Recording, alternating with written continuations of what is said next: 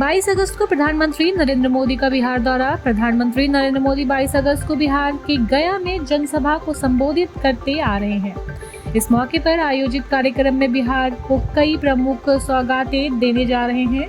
इसमें दो बेहद खास है। पहला, देश का सबसे चौड़ा पहला 6 लेन पुल शामिल है।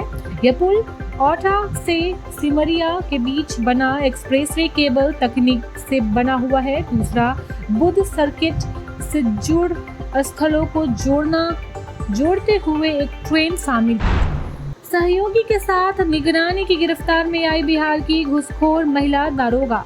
पश्चिमी चंपारण के नरकटियागंज भ्रष्टाचार के खिलाफ एक बड़ी कार्रवाई में विजिलेंस टीम ने शिकारपुर थाने में तैनात महिला दारोगा प्रीति कुमारी और उनके सहयोगी अर्जुन सोनी को रंगे हाथ रिश्वत लेते हुए गिरफ्तार कर लिया। यह कार्रवाई फिरोज कौसर नामक व्यक्ति की लिखित शिकायत के आधार पर की गई। बिहार चुनाव से पहले पटना में मदरसा बोर्ड का सत्ताबंदी समारोह। बिहार में इस साल होने वाले विधानसभा चुनाव को लेकर एनडीए सरकार सभी वर्गों और समुदाय के लोगों को खुश करने की कोशिश कर रही है। पिछले कुछ समय से मुख्यमंत्री एक के बाद एक बड़ी घोषणाएं कर रहे हैं। इस बीच अल्पसंख्यक समुदाय को भी साथ देने की कोशिश मुख्यमंत्री नीतीश कुमार की तरफ से की जा रही है। चुनाव से पहले पटना में गुरुवार को मदरसा शिक्षा बोर्ड का सत्ताबंदी समारोह आयोजित किया जा रहा है। चुनाव से पहले इस सत्ताबंदी समारोह की 86 मायने निकाली जा रहे हैं। बिहार सरकार के मंत्री रत्नेश सदा की तबीयत बिगड़ी। बड़ी खबर सहरसा से आ रही है, जहां बिहार सरकार के मंत्री रत्नेश सदा की तबीयत अचानक से बिगड़ गई। मंत्री की तबीयत बिगड़ने के बाद उन्हें तत्काल सदर अस्पताल में भर्ती कराया गया, जहां उनका इलाज जारी है। बताया जा रहा है कि फिलहाल उनकी तबीयत सामान्य है। तेज प्रताप ने किसको लेकर किया इशारा। बिहार में विधानसभा चुनाव होने से अब महज कुछ महीने का समय बचा हुआ है। ऐसे में तमाम राजनेता न सिर्फ जनता के बीच जाकर एक्टिव हो रहे हैं, बल्कि सोशल मीडिया के जरिए भी वो अपने विरोधियों पर जमकर निशाना साध रहे हैं। इसी कड़ी में अब लालू यादव के बड़े बेटे तेज प्रताप यादव ने मोर्चा खोल रखा है। इसी कड़ी में अब उन्होंने एक बार फिर जयचंद को लेकर नया ट्वीट किया है। बिहार चुनाव से पहले इन पार्टियों पर लटकी तलवार। दरअसल बिहार विधानसभा चुनाव 2025 से पहले 15 राजनीतिक दलों का रजिस्ट्रेशन रद्द होने की तलवार लटक गई है। चुनाव आयोग ने इस दलों को कारण बताओ नोटिस भेजकर डिलिस्ट करने की तैयारी कर ली है। इसमें भारतीय युवा जनशक्ति पार्टी, जनता दल हिंदुस्तान, राष्ट्रीय सद्भावना पार्टी, मिथिलांचल विकास मोर्चा समेत अन्य दल शामिल हैं। बताया जा रहा है कि चुनाव आयोग ने इस सभी दलों से 1 सितंबर को दोपहर के 3 बजे बिहार के मुख्य निर्वाचन पदाधिकारी के सामने उपस्थिति होकर जवाब देने को कहा गया।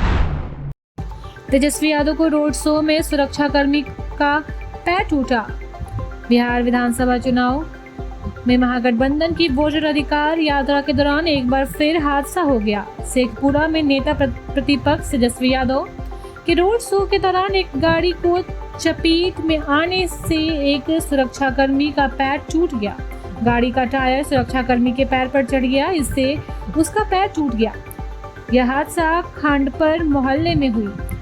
घायल सुरक्षाकर्मी एक नेता का बॉडीगार्ड बताया जा रहा है। 2 दिन पहले नवादा में भी वोटर अधिकार यात्रा के दौरान हादसा हुआ था। कांग्रेस नेता राहुल गांधी की थार गाड़ी की टक्कर से एक पुलिसकर्मी का पैर टूट गया था। उस मामले में राहुल के ड्राइवर पर एफआईआर हुई थी। झारखंड में अवैध कोयला उत्खनन का बड़ा खेल। जदयू सांसद खीरू महतो ने प्रधानमंत्री नरेंद्र मोदी से मुलाकात झारखंड के कोयलांचल में हो रहे अवैध कोयला उत्खनन को रोकने की मांग की। उन्होंने सीसीएल और बीसीसीएल के अफसरों और टेंडरदारों की मिलीभगत से कोयला चोरी होने की बात कही। खीरू महतो ने बताया कि धनबाद, रामगढ़, गिरिडीह जैसे इलाकों में कोयला माफिया भूमिगत खदान बनाकर अवैध उत्खनन कर रहे हैं। झारखंड में बोर्ड परीक्षा के लिए पैन अनिवार्य 2026 से होगा लागू। झारखंड बोर्ड परीक्षा में शामिल होने वाले छात्रों के लिए परमानेंट एजुकेशन नंबर अनिवार्य कर दिया गया है। यह नियम 2026 से 10वीं और 12वीं की परीक्षाओं में लागू होगा। इसके साथ ही स्कूलों का यूडाइंस प्लस कोड भी जरूरी होगा। यह व्यवस्था का उद्देश्य छात्रों के डेटा को सही रखना और फर्जी नामांकन को रोकना है। राज्य स्तरीय सेवा के अधिकारियों को शीघ्र मिलेगा नियुक्ति पत्र। झारखंड लोक सेवा आयोग की सिविल सेवा परीक्षा के माध्यम से अनुशासित 342 अभ्यर्थियों को शीघ्र ही नियुक्ति पत्र मिलेगा।